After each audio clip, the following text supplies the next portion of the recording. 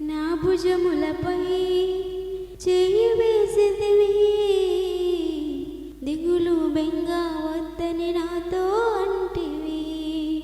నీ సన్నిధి నాకు తోడుగా ఉంచితివి, నా కన్నీళ్ళు ప్రతిరోజు తుడిచితివి.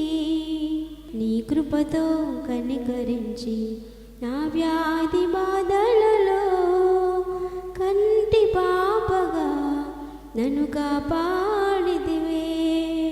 యేసయ్యా నా మంచి యేసయ్యా, నీ కృపతో నన్ను కాపాడితివే.